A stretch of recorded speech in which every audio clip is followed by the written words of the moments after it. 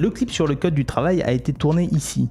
Alors je suis désolé, j'aimerais vraiment beaucoup vous présenter un super setup d'animation, un super plateau vachement classe et tout, mais pas du tout, ça a été fait vraiment de bric et de broc. Le banc titre tient avec 2 équerres un peu péniblement qui eux-mêmes sont accrochés à une espèce à un pied de micro avec un serre-joint. Je vais essayer de vous montrer le serre-joint, il est là le serre-joint qui tient un peu comme par magie cette tige blanche sur laquelle est relié en fait les 2 équerres, et un appareil photo qui est beaucoup trop cher pour être mis aussi précairement sur une installation.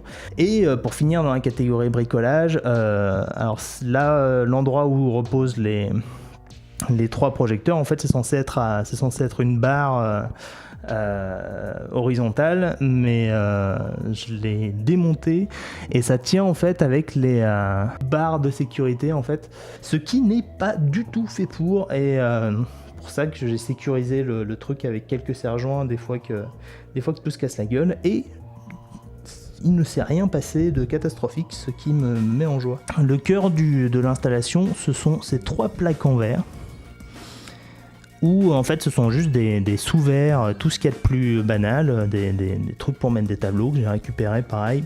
Et ça tient un peu miraculeusement sur des packs de pâte à modeler, alors ce qui est une très mauvaise idée, parce que la pâte à modeler ça fond, les projecteurs ça fait de la chaleur, donc il y a certains plans où les projecteurs étaient trop près, et les plaques de verre bougeaient, je me demandais pourquoi, donc j'ai la réponse. Et le joli fond que vous voyez en arrière-plan des vidéos qui rend étonnamment bien, c'est juste des bouts de papier découpés, posés à l'arrache sur du carton qui lui-même est posé sur un tabouret que l'on ne voit pas. Alors en fait le cœur du visuel repose sur une idée toute bête, c'est que vous avez donc ces 3 plaques et le fond, et chacun sont éclairés par une lumière d'une couleur différente. Alors j'en profite pour montrer ce moment de haute technologie.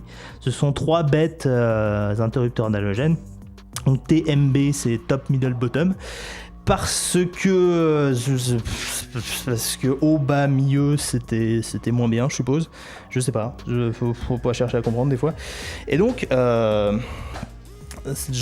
me permet de pouvoir jouer sur les 3 interrupteurs. Donc celui du bas c'est le fond, celui du milieu ça va être un éclairage jaune qui va éclairer juste la plaque du milieu. Je peux filtrer la lumière à peu près précisément juste sur la plaque du milieu grâce à ces caches en fait qui vont avec les projecteurs. C'est des projecteurs de base qu'on trouve chez Thomann si ça vous intéresse, que je recommande qu'à moitié parce que c'est pas de la bonne cam, c'est pas cher mais c'est pas de la bonne cam. Et le projecteur du haut ça va être juste du rouge qui va éclairer juste la partie du haut. Et donc en jouant sur ces 3 plans, je peux soit tout mettre en silhouette, soit avoir juste le haut éclairé en rouge et les autres en silhouette, soit avoir juste le milieu éclairé en jaune et les 2 autres en silhouette. Je crois que la pire des choses serait été d'avoir passé tant de temps à bidouiller ce dispositif pour qu'au final ça serve à rien, mais je crois que ça a suffisamment servi pour justifier les efforts que tout ça m'a demandé.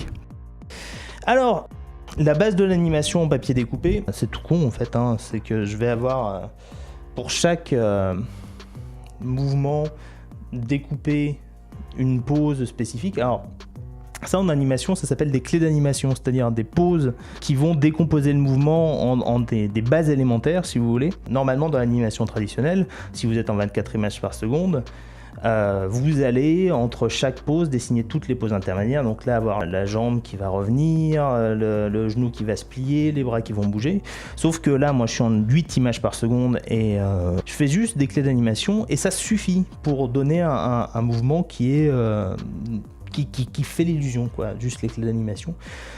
Pour cette marche là, ce que je vais faire c'est que je vais juste poser ça, prendre ma photo, prendre le suivante, hop, photo, et ainsi de suite, et ainsi de suite, et ainsi de suite.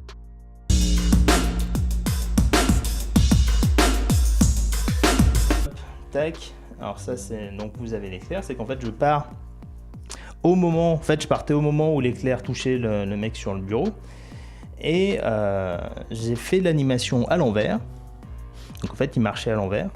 À chaque fois, je changeais la pose, et quand je changeais une pose, j'arrachais un petit bout.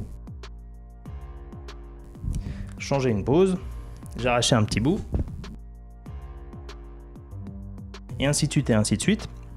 Et après, je passe la séquence à l'envers. Pendant que le mec marche à l'endroit, vous avez l'impression d'avoir un truc qui pousse et paf, qu'il frappe à la fin, alors qu'en fait, c'est juste je découpe ma forme que j'avais au début, au fur et à mesure. Et c'est exactement de cette façon-là que j'ai procédé pour la séquence de la peinture. Pareil, j'avais mon rouleau, j'avais une forme prédécoupée d'une espèce de tache de peinture. Alors là, il faut que je vire la lumière du haut parce que ça fonctionne en silhouette. Ce qu'il y a de bien, c'est que sur la deuxième caméra, vous voyez plus rien. En fait, là, pareil, je faisais une animation, tac, tac, tac, tac, tac. Et à chaque fois que je donnais un coup de rouleau, donc j'arrachais un bout petit à petit. Et après, je passe la séquence à l'envers. Donc vous avez l'impression qu'il est en train de peindre, alors qu'en fait, je suis en train d'arracher des bouts. Et les gouttes, c'est pareil. C'est pendant que je m'occupais des autres tâches, en fait, je découpais les petites gouttes une par une, pour avoir l'impression d'avoir une coulée de peinture. Mais donc voilà, donc ça c'était une séquence qui était un peu complexe parce que en fait, fallait penser à tout. Il y avait, je crois, 5-6 coulées de peinture. Bon, fallait à la fois savoir où j'en étais avec le rouleau et où j'en étais avec la peinture, à la fois me souvenir de bien enlever toutes les gouttes, parce que si vous oubliez une animation sur une goutte et vous faites toutes les autres, ça se voit, c'est moche. Et votre meilleur ami quand vous faites quelque chose comme ça, c'est du scotch de peintre. Parce que à chaque fois que vous arrachez des bouts, vous voulez pas que ça bouge, parce que sinon dans l'animation ça se voit. Mais ça se voit à mort. Donc en fait, c'est pour ça que si vous regardez, toutes les tâches, elles débordent du cadre. Parce que comme ça je peux les scotcher. Et quand je les arrache, ça bouge pas trop et ça fait une animation qui est un petit peu jolie.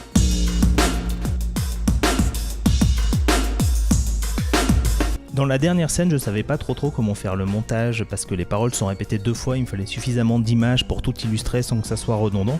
Et donc j'ai tourné les 2 plans du dirigeable dans leur intégralité afin d'avoir suffisamment d'images et de pouvoir faire ce que je voulais. Ce qui est presque dommage parce que les 2 séquences fonctionnent pas mal, j'adore la physique du dirigeable là. Grâce à ce making of, je peux vous les montrer comme elles ont été tournées.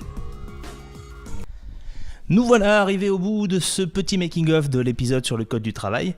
C'est la première fois que je fais une vidéo de ce type-là sur la chaîne, mais pour le coup, quand on voit le décalage entre le résultat final et ce que ça donne dans la vraie vie, ça me semblait sympa de vous montrer ce qui se passait derrière la caméra. Donc, vu que c'est une première, ça m'intéresse beaucoup d'avoir vos retours. Est-ce qu'il y a des machins en trop? Est-ce qu'il y a des machins qui me manquent? Et surtout, si vous voulez voir plus d'épisodes bonus making of, que ce soit marionnette, stop motion ou autre, n'hésitez pas à demander, et puis je verrai ce que je peux faire. En tout cas, merci beaucoup d'être resté jusque là, et je vous dis à bientôt pour un prochain épisode du Dr Ripper. Ciao!